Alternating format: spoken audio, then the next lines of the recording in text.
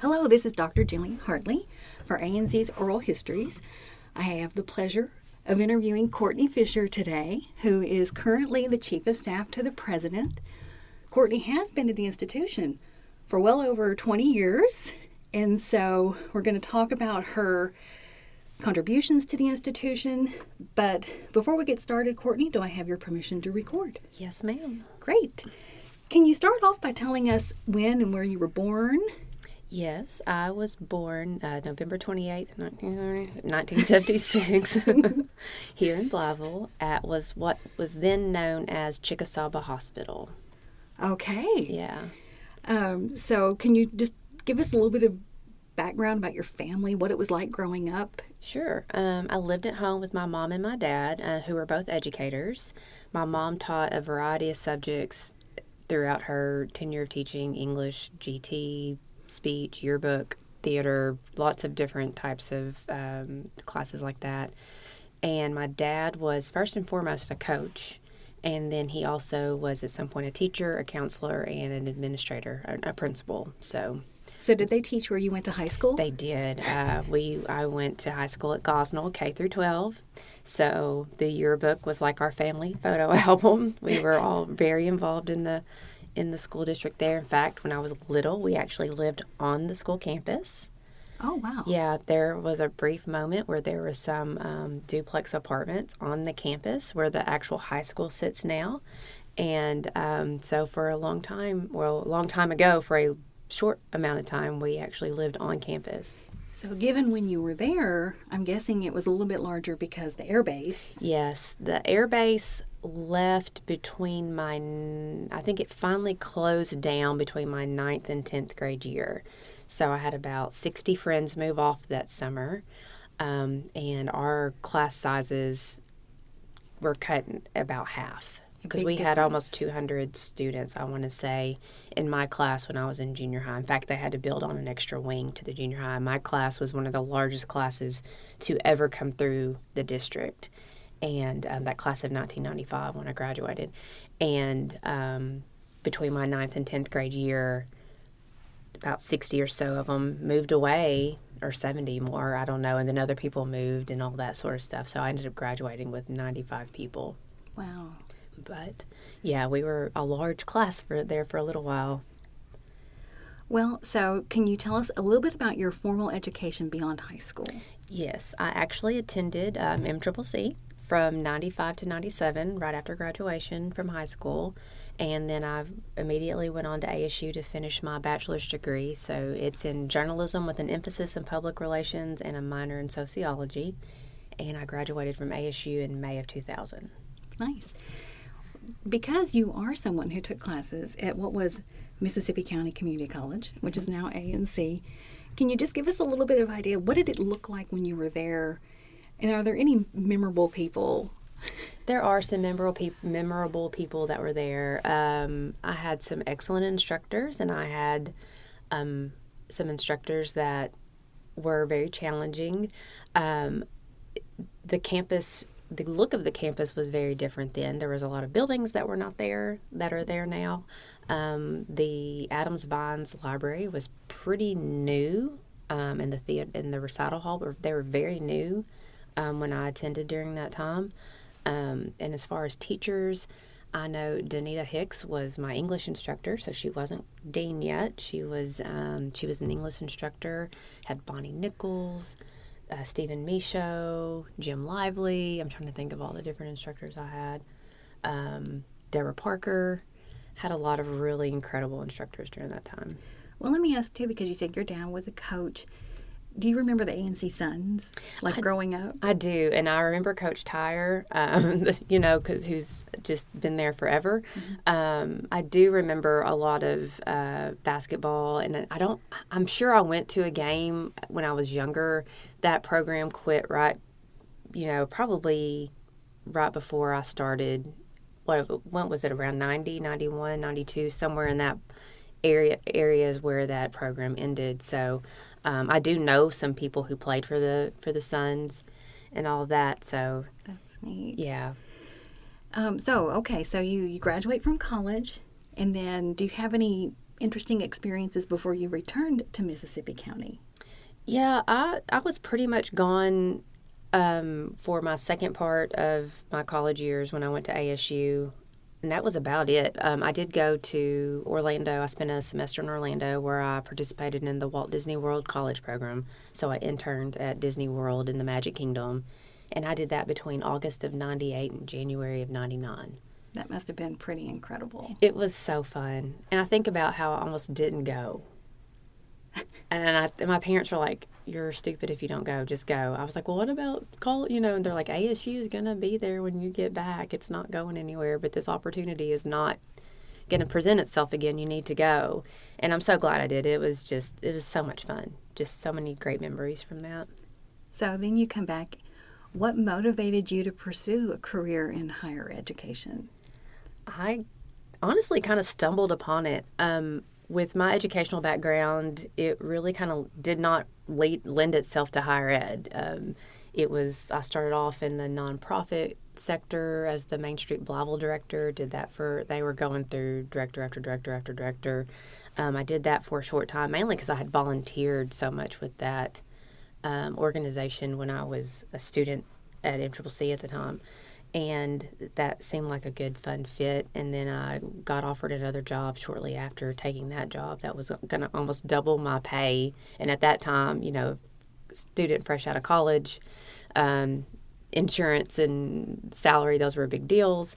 And so I took another job that honestly I was not a great fit for. And I was kind of miserable after being there a couple of years, and this opportunity to work with one of the TRIO programs presented itself. And I was already so familiar with the college from having been a student there that it just seemed like a good place to try something new. So when you came back to MCCC, which will become ANC, so what are some of the titles and roles that you've held since then?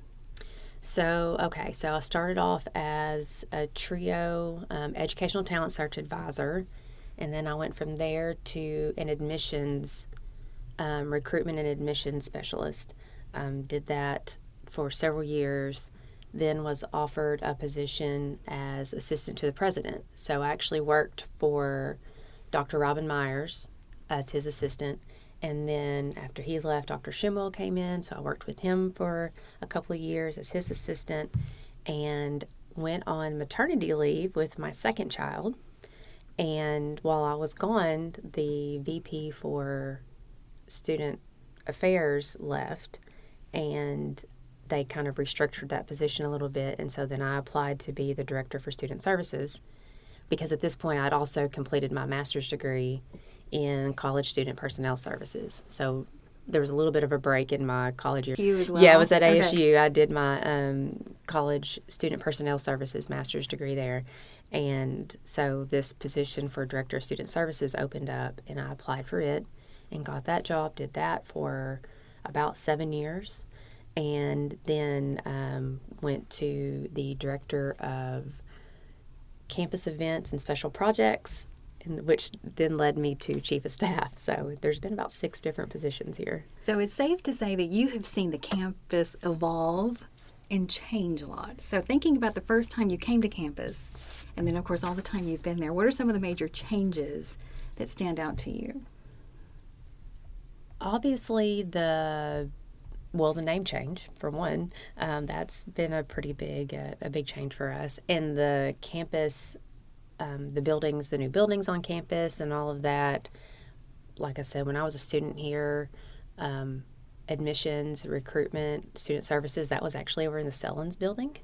And the business office was up in the mailroom. That was where the business office was. So, and then there was a daycare in A101. So Kids College was downstairs. So a lot of those changes in the main building. And then Adams Vines was new. And then after I left and then came back to work, that's when State House Hall had been added at that point. Then we added the Wellness Center, Allied Health Building. So construction's probably been the biggest change outside of actually changing our name and the merger. You mentioned Bill Tyer earlier. Did you ever have him for PE? Because I if did. so, you probably went to the Moore Center. Yes, I went to the Moore Center for weightlifting. I actually took bowling with him at the bowling alley that was on 10th Street. Also took basketball with him. I think I was the only girl in that class. I took basketball with him, and we actually went to the YMCA out at the base.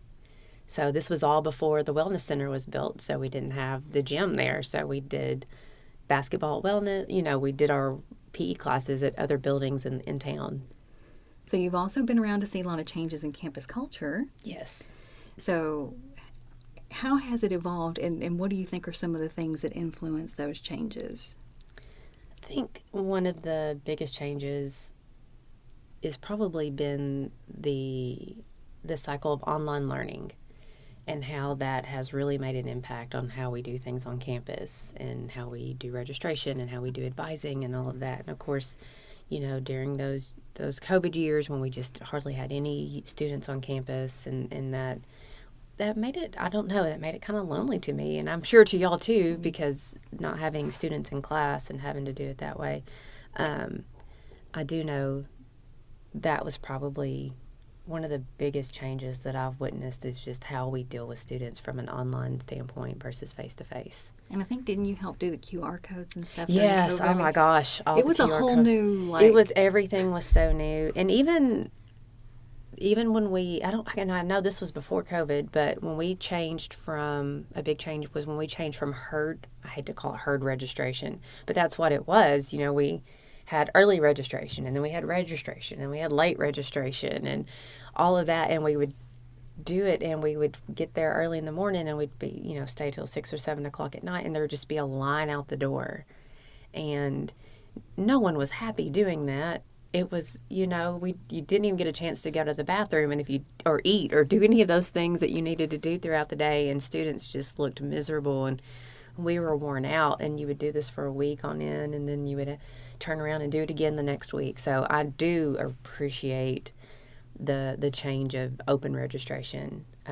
That seemed to be a pretty big move too. That just made a lot of sense. Well, and herd is probably the right term, because I believe when I did Bridget Shimwell's, she called a cattle call. Cattle call. But it really is yeah. Everybody come all at once, and yeah. So looking at your career, we talked about a few notable people when you were a student. So Yes. Who are some of the notable people who mentored you during your career, and even some of the people you've been able to mentor? I have been very fortunate to have worked with some incredible people. The most notable has got to be June Walters. She has been there for some very high and low moments professionally, personally. She has been there and has seen a lot for me personally, and that's just, when you think of a mentor, that's just the first person I think of. And it's funny because when I first started working for her, I'm not gonna lie, I was scared. I think, I was a little. She's such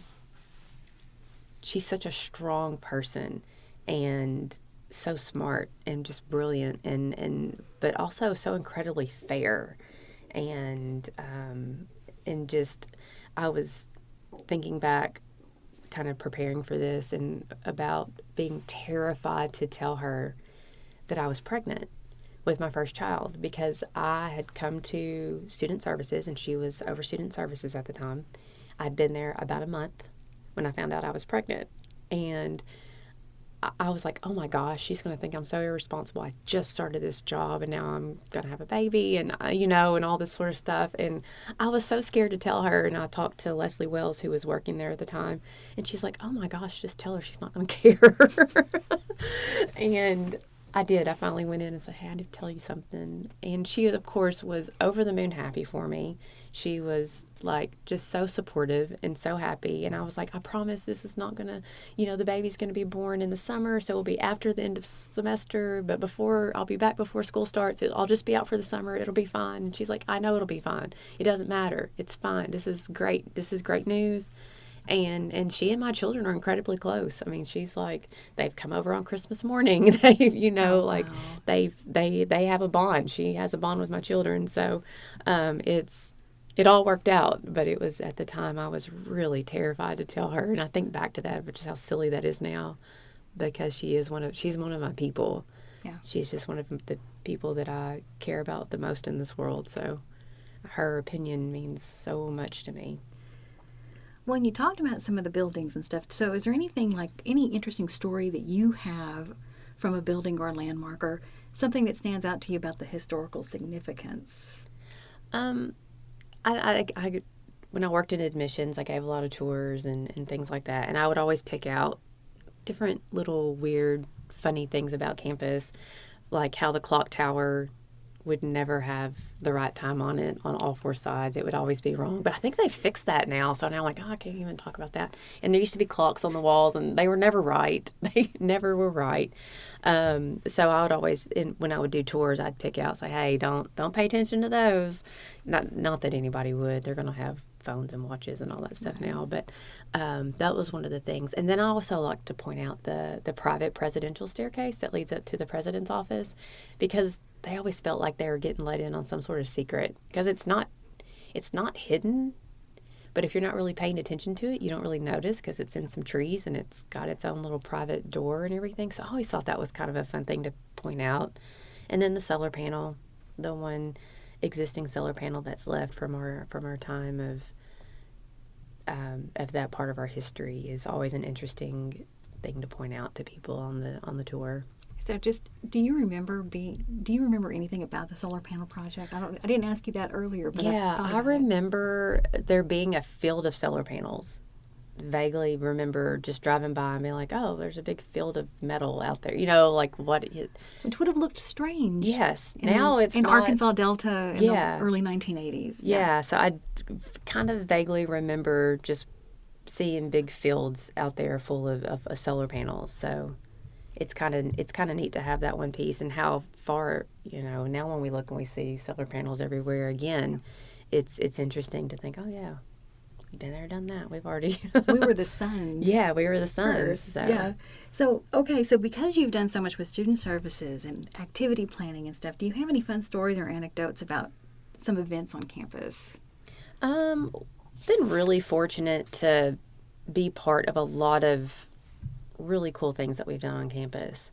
I'm trying to think, especially, I know from my early years of being a student, the theater program was something that I really had a lot of fun participating in. I did several plays when I was a student. I actually had a drama scholarship, so I had to do plays.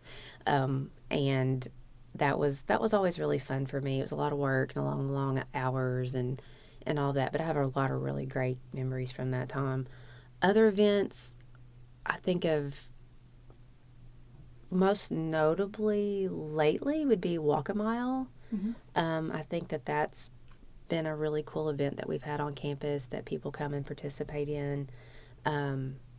It brings two people together who would probably under normal circumstances not get to talk or have a conversation. So I'm real fortunate to be able to be part of that. I'm actually doing a program on that at ACC this year. And then my dream is to spread it across the state. So I'm hoping to get other community colleges involved in that this year. So we'll see. That's great. That's such a great idea. Something that all people can come and do. Yeah, it's so simple. So when looking, we already talked a little bit about like the impact of COVID, but when you recall different milestones and achievements that have shaped the institution's trajectory, what stands out? I think the merger is going to be one of those milestones that really had a positive impact on how we do things now.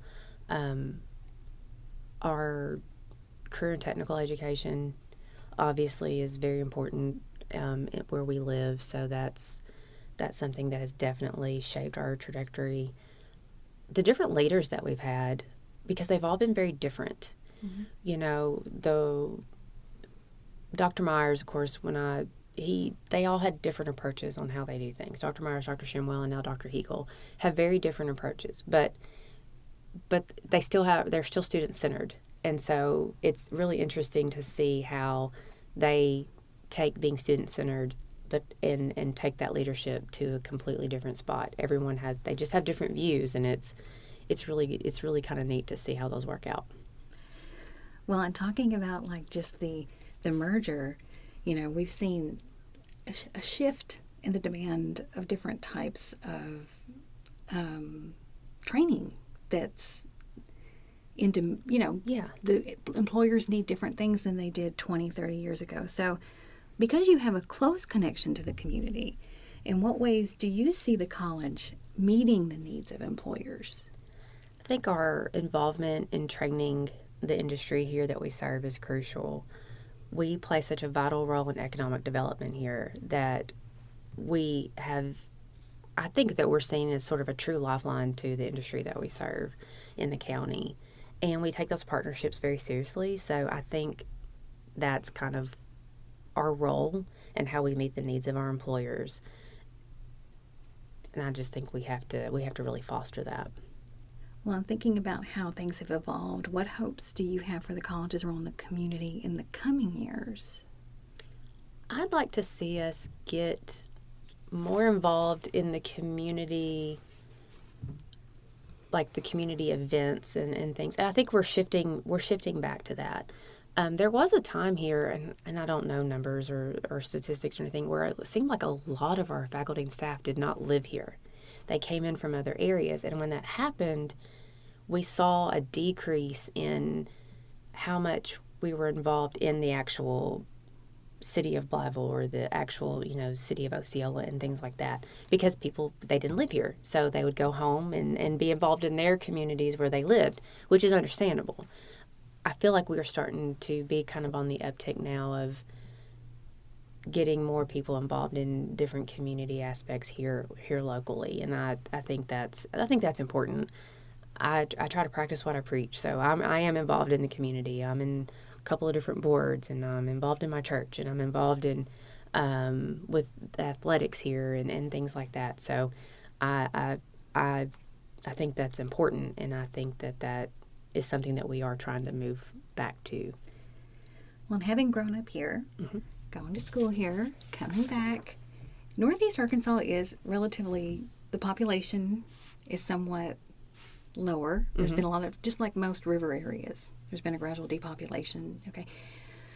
But in a way, it almost makes ANC really stand out. Yes. So what do you see as ANC's legacy in Mississippi County, but just in the entire region of Northeast Arkansas? I feel like, and this is how I've always felt about the college, I think we provide hope to the hopeless. And that seems so, I know. No, it is, though. It's so gushy and all of that. But it's just like, I've seen it. I've seen it firsthand. I've seen students come into my office and just sit there and cry because they are getting this second chance or a third chance or a fourth chance, whatever it is. I mean, we're going to be there for them. And we are such good partners to our industry, and we're such good stewards of our tax dollars, and all of these things that we do while keeping students first. I think that's our legacy. Like, we try to give hope to people who maybe don't have a lot of it here, and it's not always perfect. It's not always wrapped up in a real pretty bow, but we do always try to make it better. We try to, if we see a problem, we try to fix it. If we see a need, we try to address it. And I think that's our legacy. We provide hope. We're a beacon of light. Yeah, we are. We're a shining, bright sun. Yes. Yeah. So if you had to describe what college means to you in just a few words, what would you say? So I did the math list. I've been directly part of this college for half of my life, and indirectly involved those other years. So I'm very proud of who we are and what we do. And I have seen firsthand over and over how this place has changed lives. So I'm very grateful for the opportunity to be part of it. Do you have any other insights you would like to share? Yes, I did not mention this earlier when I first started my job here.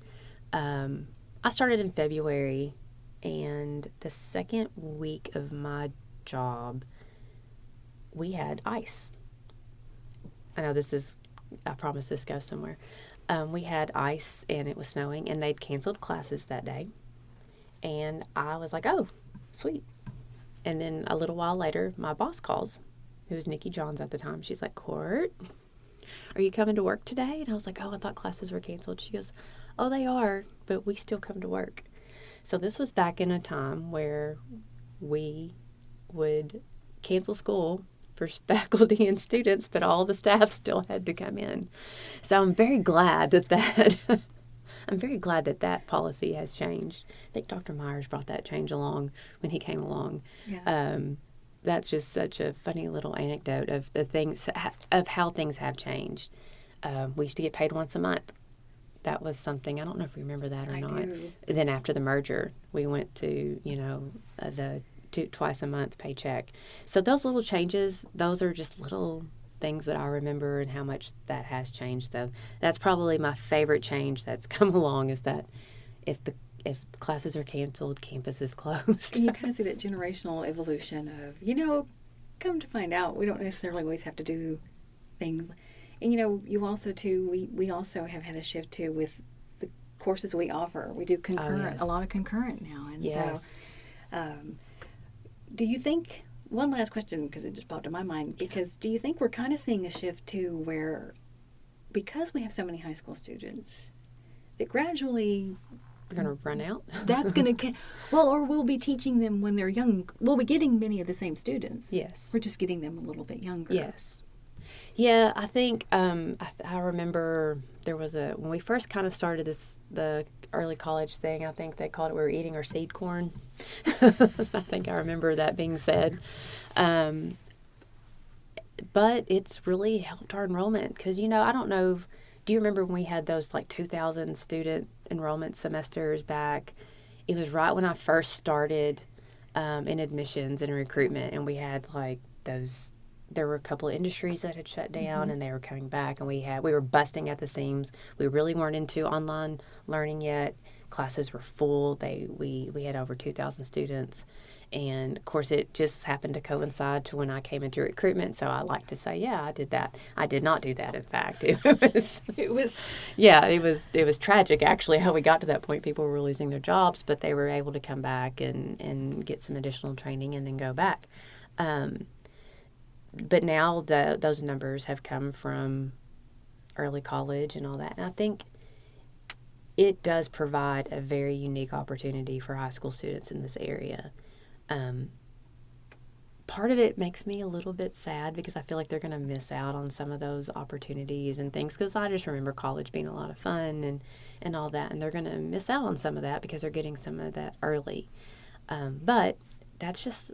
we have to evolve it with the way the world is evolving and the way that things are changing now. So I think it's just one of those things we have to adapt to. And we've done a good job doing that. We have, and as reflected in a lot of these interviews, ANC evolves.